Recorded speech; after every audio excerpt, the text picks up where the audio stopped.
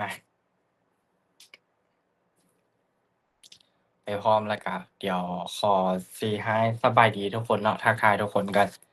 สบายดีทุกคนเด้อยินดีต้อนรับสู่คอนเรียน Option 101เนาะก็เป็นบทเรียนสำหรับคนที่เริ่มต้นหรือว่าคนที่มีความรู้แล้วก็โอเคเนาะเรียนได้คนที่เทรดติดลบเนาะในบทที่2บทที่3บทที่4เราเรียนกันเนาะแต่ว่าในคอร์สนี้ในบทที่1นี่เนาะเราจะเรียนกันก็สิเป็นตัวนี้เนาะบทเรียนคอร์ส101ก็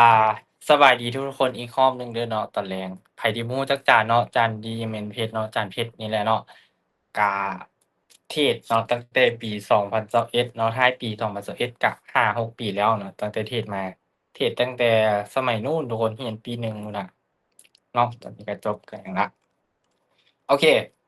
มาในมื้อนี้เราสิเรียนกันเนาะทุกคนก็คือคอร์สเรียน Option 101เนาะในบทที่1อาจารย์ขอเกริ่นคร่าวๆให้ทุกคนฟังก่อนเนาะคนที่เป็นมือใหม่หรือว่าคนที่ยอ่าเคยขอให้ทุกคนคนที่เคยเรียนนำอาจารย์แล้วเนาะบางคนก็อาจสิเคยเรียนแล้วแหละพวกนี้เนาะพวกที่อาจารย์เคยสอนแต่สำหรับไผบ่เรียนเนาะคอร์สเรียน Option 101นี่เราสิมีกันทั้งหมดอยู่5บทเนาะทุกคน5บทนี้ก็คือบทที่1นี่เราทำความเข้าใจเกี่ยวกับพื้นฐานในการเทรดเนาะพื้นฐานในการเทรดการเทรดเนี่ยมันมีจักแบบเนาะการเทรดนี่ในโลกใบนี้เลยสาทุกคนอะมันมีจักแบบแล้วก็บทที่2เนี่ยความรู้ที่มือใหม่ควรรู้เนาะบทที่2นี่เราสิเรียนกันในคอร์สเรียนตัวนี้ก็สิมีตัวของแท่งเทียนเนาะ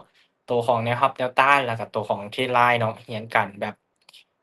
เริ่มตั้งแต่ศูนย์เลยเนาะทุกคนเนาะตัวบทเรียน3ตัวนี้แล้วก็เป็น3สิ่งที่ถ้าเป็นมือใหม่เนี่ย3สิ่งนี้เนาะเป็นมือใหม่ทุกคนต้องได้เรียนแล้วก็ต้องได้รู้เนาะไปตลาดตัวใดทุกคนเอาความรู้นี้ไปต่อยอดได้เนาะแล้วก็ในบทที่3นี้เราสิมีการเรียนเนาะการนำใช้ Indicator แบบครบจบเนาะแล้วสิมีตัว RSI BB เนาะ Bollinger Band MACD เนาะ MACD หรือว่าสิเอิ้นอีกชื่อหนึ่งก็ MACD หั้นล่ะเนาะแต่ว่าอาจารย์มักเอิ้นเป็น MACD เนาะอาแล้วก็ EMA5 บ่ Parabolica ตัว Volume Williams Fractal เนาะมันสิมีหลายๆตัวที่เราจะสอนกันในบทถัดๆไปเนาะแล้วก็บทที่4นี่สำหรับคนที่มักมีปัญหาเรื่องการบริหารเงินบ่เป็นเนาะเทรดแล้วมันรู้สึกว่าไปบ่ได้เนาะไปบ่ได้เนี่ยเราสิแก้ไขแนวใดให้มันรอดในบทที่4เนาะ แล้วก็บทที่5บทสุดท้ายนี่จากสิว่าพาทุกคนเนี่ยมาจับมือพาเฮ็ดเลยเนาะกับการวางแผนเทรดเนาะวางแผนเทรดให้มันเหมาะสมกับทุกคนที่สุดเนาะจั่นสิว่ามันบ่มีแผนตัวใดที่มันดีที่สุดแต่จั่นสิเอาแผนหลายๆรูปแบบมาให้ทุกคนเลือกแล้วทุกคนก็ไปประยุกต์ใช้กับตัวเองว่าวิธีนี้เหมาะกับข้อยเป็นสไตล์เทรดเก็บพอร์ตได้นะเทรดแล้วพักได้เสียแล้วหยุดได้ หรือว่าอีกสไตล์หนึ่งค่อยที่เสียส่ำใดแล้วเสียส่ำนั้นได้แล้วให้มันได้หลายบ่เออเป็นคนที่กล้าเสี่ยงอยู่สิเราก็สิว่าพาวางแผนเนาะมาทุกคนเดี๋ยวเข้าในบทเรียนของเราเลยแล้วกันเนาะบทเรียนที่1นี่ก็สิมีการเทรดเนี่ยมันมีจักแบบเนาะการเทรดนี่มันสิมีหลักๆอยู่ในตลาดเราเนาะตลาดทั่วโลกนี่นะมันสิมีอยู่ฟิวเจอร์สปอตแล้วก็ออปชันเนาะ ขอถามในนี่ก่อน27คนเนี่ยมีไผรู้บ่มีไผรู้จักบ่อันตัวนี้น่ะตัว3อันนี้มันแต่ละอันเนี่ยมันมีความหมายจั่งใดเอาจานเอาเป็นสปอตไปให้อธิบายสปอตเบิ่งเข้าใจบ่แป๊บหนึ่งเด้อคนเด้อเข้าใจอาจารย์คำว่าสปอร์ตนั้นซื้อถึกขายแพงอาจารย์เข้าใจได้ซำนี้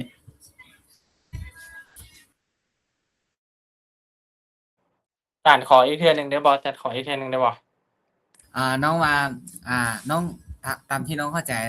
คำว่าสปอร์ตน่ะซื้อถึกแล้วก็ขายแพงเพื่อเก็งกำไรอาจารย์แม่นถูกต้องเนาะสปอตแม่นก็คล้ายๆคือตัวเว้านี่แหละสปอตแม่นถูกต้องแล้วโอเคนะเดี๋ยวเข้าสู่บทเรียนเราเลยเนาะก็ก่อนอื่นก็ความรู้พื้นฐานเนาะสบายดีทุกๆคนมื้อนี้มาแบ่งปันความรู้เกี่ยวกับการเทรดเนาะที่สังคมเรานี่ยังบางคนยังสับสนแล้วก็บางคนอาจจะบ่รู้เลยแบบหาขออภัยทุกคน ก็เคยเห็นก็เคยเห็นครั้งทวิตอยู่ในนี่ก็น่าจะมีเนาะจั่นว่าเนาะไผที่รู้แล้วแล้วก็ที่เข้าใจแล้วก็เบิ่งอีกก็ได้เนาะว่าเนี่ยตัวสปอตตัวฟิวเจอร์แล้วก็ตัว binary option นี่มันแตกต่างกันแนวใดเนาะมาเรียนแล้วก็ทำความเข้าใจนำกันง่ายๆ Spot Future แล้วก็ binary option เนาะตัวของ Spot Trading เนาะ Spot Trading นี่คือเมื่อกี้เนาะคำแม่นบ่คำเพิ่นที่ตอบมาว่าเป็นการซื้อถือขายแพงอ้าวซื้อถือขายแพงแนวใดล่ะอาจารย์สิยกตัวอย่างให้สมมุติว่าสปอตนี่น่ะเป็นการซื้อที่ว่าเราซื้อในราคาที่สมมุติเนาะยกตัวอย่างให้ทุกคนเห็นภาพง่ายๆก็คือเราซื้อคำเนี่ยณตอนนี้ราคาสมมุติบาทละ20,000,000กีบเนาะบาทละ20,000,000กีบเราซื้อตอน20,000,000กีบถ้ามันขึ้นไป40,000,000แสดงว่าเราจะกำไร20,000,000แม่นบ่อา แต่ถ้าสมมุติเราซื้อในราคา20,000,000แล้วมันหลุดลงไปเหลือ10,000,000แสดงว่าเราขาดทุนอยู่10,000,000เนาะตัวนี้นะอ้าวถ้าเป็นบิตคอยน์บิตคอยน์สมมุติเราซื้อตอนราคามัน 100,000 เหรียญตอนนี้มันลงมา 80,000แสดงว่าเราก็ขาดทุนไป 20,000 เหรียญเนาะแต่ถ้ากงกันข้ามถ้าเราซื้อตอน 80,000แล้วมันขึ้นไป 100,000แสดงว่าเรากำไรอยู่ 20,000อันนี้เข้าใจบ่คำว่าการเทรดสปอต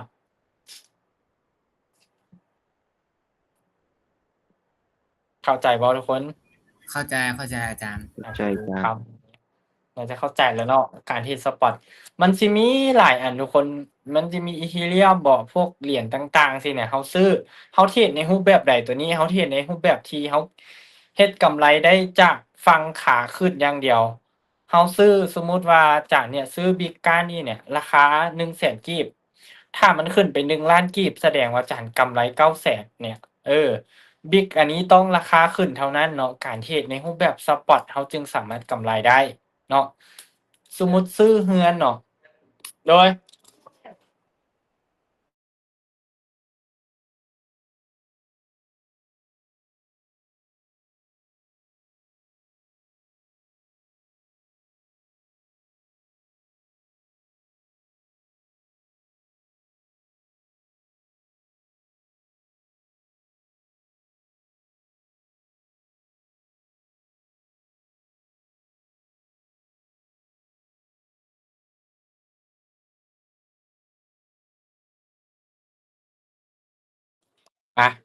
ขอให้ทุกคนนิดหนึ่งเนาะขอให้ทุกคน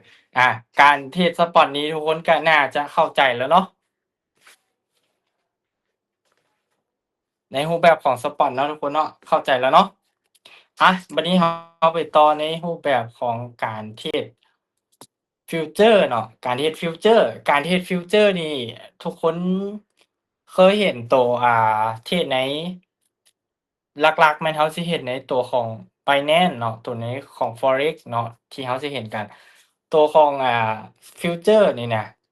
เป็นการซื้อขายโดยเราผูกเนาะเราผูกสัญญากับโบรกเกอร์ว่าในอนาคตนี่ตลาดมันจะขึ้นหรือมันจะลงเนาะด้วยการใช้ leverage ทายราคาค้ำเนาะอันนี้ยกตัวอย่างสมมุติราคาค้ำเนี่ยเราทายว่าอนาคตเนี่ยมันจะขึ้นเนาะมันจะขึ้นเนี่ยเราสามารถใช้ทุน10เหรียญเนี่ยเฮ็ดกำไรให้มันเป็น100เหรียญถ้ามันขึ้นไป100จุดบ่ 1,000 จุดบ่เราสามารถใช้ตัว leverage เนี่ยเฮ็ดกำไรได้หลายเนาะแล้วก็ข้อเสียของการใช้ leverage นี่ก็คือถ้าสมมุติ leverage เราเนี่ยเราใช้เราใช้ความเสี่ยงที่ว่าสูงเนาะสมมุติว่า leverage เนี่ยจะยกตัวอย่างเนาะให้ทุกคนเห็นภาพก็คือสมมุติว่าค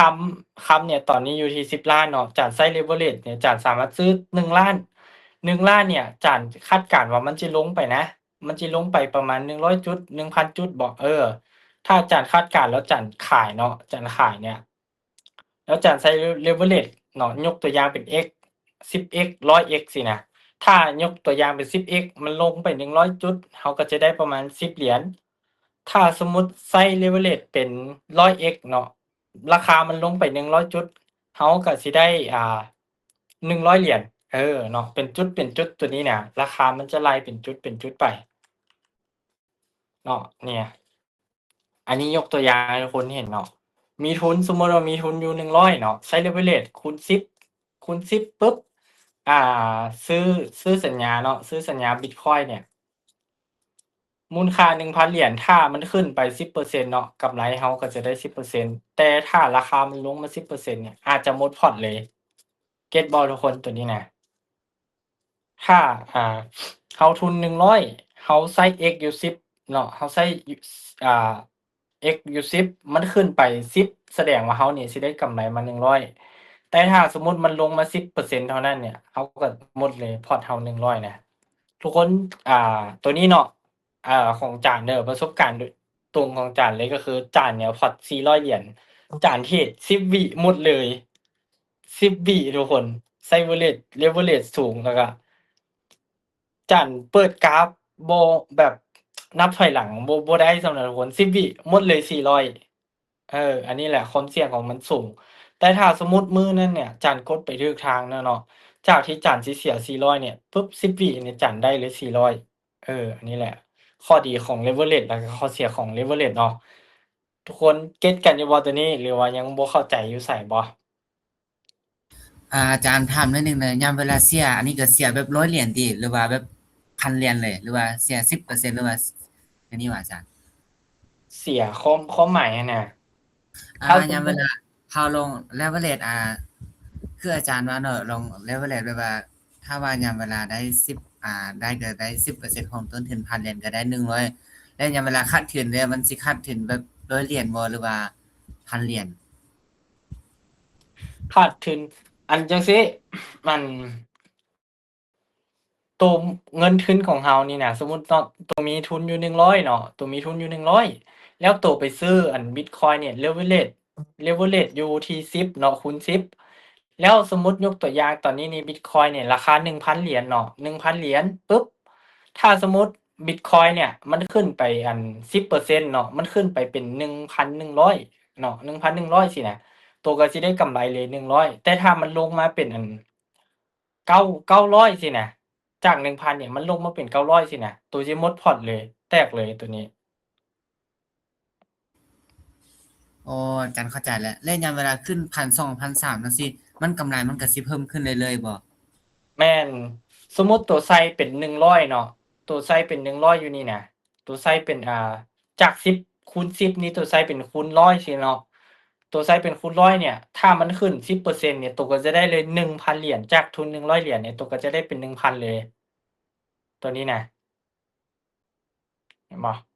ถ้าสมมุติมันขึ้นแต่ 10% นะ ถ้าตัวใส่ X เนาะ ตัวใส่ X 100 ปุ๊บ มันขึ้นไป 10% เนี่ย จากที่ตัวจะได้100 เหรียญเนี่ย มันจะกลายเป็นว่าตัวได้ 1,000 เหรียญเลย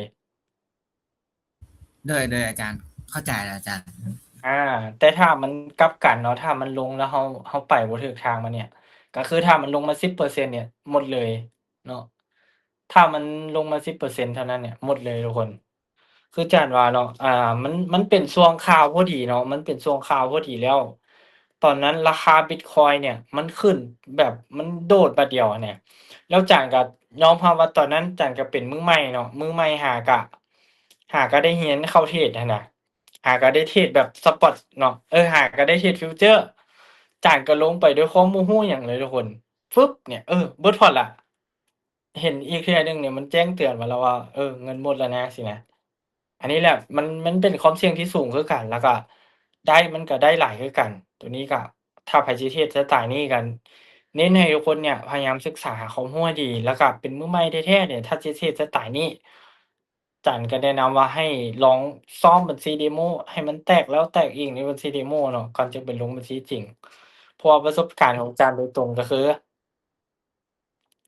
มันนั่น อันนี้น่ะ มันลงมาบัดเดียวหมดเลย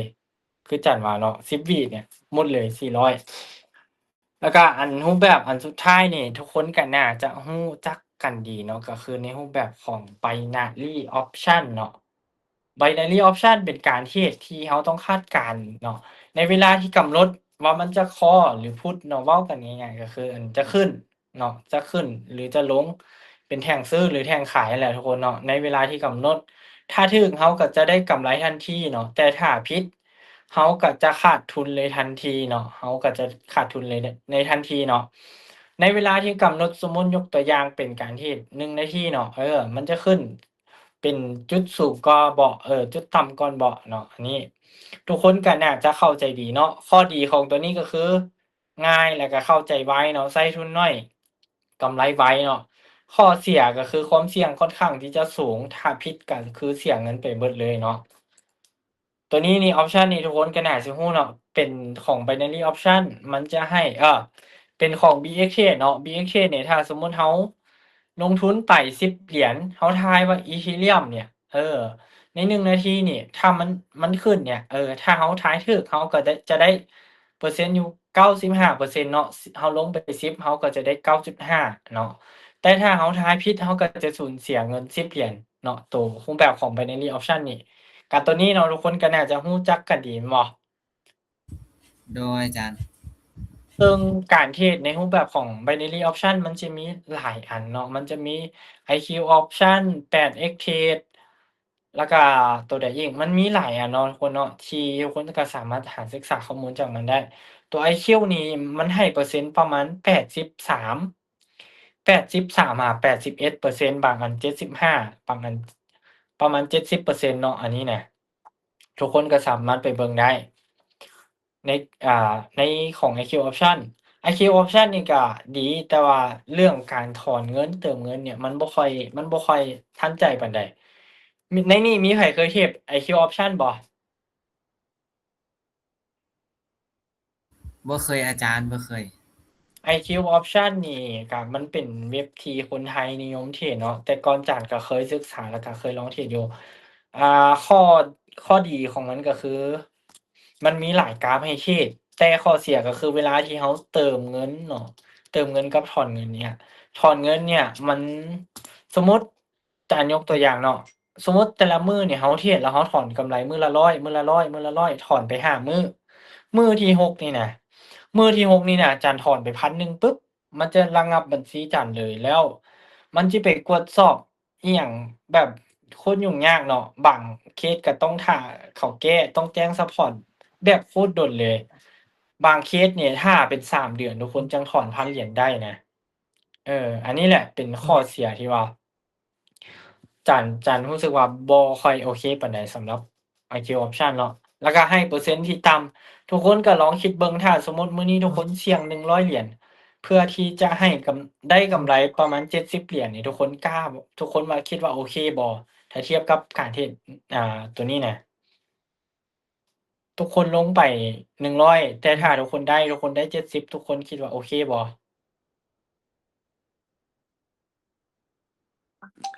บ่โอเคครับอันนี้แหละเป็นการเชด3รูปแบบที่จานซีมาแนะนำให้เนาะโอเคสรุปอีกเที่ยหนึ่งทุกคนสรุปเปรียบเทียบให้ทุกคนเห็นง่ายๆก็คือสปอตก็คือการซื้อเครื่องเงินจริงเนาะความเสี่ยงก็ค่อนข้างที่จะน้อยถ้าเป็นซื้อคำเดะซื้อคำถ้าสมมุติเราซื้อในราคาที่ต่ำแล้วมันขึ้นมาสูงเนี่ยจั่นก็ว่าความเสี่ยงมันคำเนี่ยมันบ่สามารถเฮ็ดให้เรารวยได้แต่มันสามารถรักษามูลค่าของเงินเราไว้ได้ เนาะสปอร์ตสายสปอร์ตได้เนาะสายสปอร์ตไผสมมุติคิดว่ามีเงินเย็นกะว่าบ่ใช้เนาะ100 200,000,000 300,000,000สิเอาซื้อคำเก็บไว้ก็ได้ที่เราบ่ได้เฮ็ดหยังเลยแต่ถ้าสมมุติมื้อนี้เรายังรู้สึกว่าตัวเองยังอายุน้อยยังเสี่ยงได้หลายก็เป็นการเทรดแบบฟิวเจอร์เป็นการเทรดแบบ Binary เพราะว่ามันจะให้ความเสี่ยงที่หลายความเสี่ยงที่หลายแล้วก็ได้ผลตอบแทนที่หลายเนาะอันนี้แหละฟิวเจอร์เป็นการเทรดแบบสัญญาเนาะใช้ความเสี่ยงที่ว่าค่อนข้างที่จะสูงแล้วก็ได้หลายเสียก็เสียไว้เนาะได้ก็ได้ไว้เสียก็เสียไว้คือกันตัว binary option ก็เป็นการคาดการณ์เนาะในเวลาที่กำหนดที่ว่าเป็นการเทรดใน3รูปแบบเนาะทุกคนเนาะแล้วก็สุดท้ายนี้จากก็อยากบอกกับทุกคนว่าบ่ว่าจะเทรดอันใดเนาะสิ่งที่สำคัญที่สุดคือการบริหารความเสี่ยง แล้วก็การเลือกที่วิธีตัวใดที่มันสิเหมาะกับสไตล์เราที่สุดเนาะกำไรที่ยืนยาวเนาะบ่แม่นมาจากความเสี่ยงที่หลายแต่มาจากการควบคุมความเสี่ยงอย่างฉลาดเด้อทุกคนการเทรดนี่น่ะส่วนหลายจ๊านว่าเนาะคนเนี่ยเทรดได้บ่ก็ได้ก็มีหลายเนาะแต่ว่าจบอยู่บ่อนใดอยู่บ่อนจัดการความโลภของตัวเองบ่ได้จัดการความเสี่ยงกำไรแล้วบ่รู้หยุด เงินเงินทุนเสี่ยงเนี่ยเวลาขาดทุนเนี่ยเราบ่จัดการให้ดีเนาะเอามาหลายจนแบบพอร์ตแตกเนาะจนบ่มีเงินเทรดบางคนเนี่ย สมมุติว่าเมื่อวานนี้กำไรมาละล้านหนึ่งมื้อนี้เนาะสมมุติว่ามื้อนี้เข้าเทรดรู้สึกว่าตลาดเนี่ยมื้อนี้บ่ได้เลยเนาะมื้อนี้เนี่ยเข้าบ่ได้เลยสิสิเอามาเทรดประมาณ30%แล้วสิพักก็บ่แม่นเนาะเอามาเทรดล้านหนึ่งจนเบิดเลยก็มีเนี่ยอันนี้ให้ทุกคนนี่แหละพยายามศึกษาแล้วก็จัดการความเสี่ยงของตัวเองให้ดีอ้าวทุกคนสุดท้ายนี้ไผมีคำถามหยังบ่อ้าวทุกคนสุดท้ายนี้ไผมีคำถามหยังบ่ อาจารย์ถามแหน่ตัว Forex นี่นะจัดอยู่ในกระดานแบบฟิวเจอร์บ่แบบรูปแบบ แม่ การ น เทรด แม่ อะ นแม่นจัดอยู่ในแบบฟิวเจอร์เนาะฟิวเจอร์รูปแบบของฟิวเจอร์ฟิวเจอร์นี่เราสามารถเทรดในมันจะมีตัว Forex กับตัวอยู่ Binance เนาะBinance เราสิเฮ็ดสมมุติว่าบิตคอยน์ตอนนี้นี่80,000เนาะตัวกะว่ามันสิขึ้นต่อไปฮอด 100,000 นะตัวก็ใส่ X คือจั่นว่าเนาะใส่ 1x 10x 100x ได้ขึ้น สมมุติมันขึ้นไป100จุดสินะตัวก็สิได้กำไรตามจุดนั่นแหละ ในภาษาเขาเอิ้นว่าเป็น Lot เนาะภาษา Forex มันเอิ้นว่าเป็น Lot เป็นหยังหั้นนะ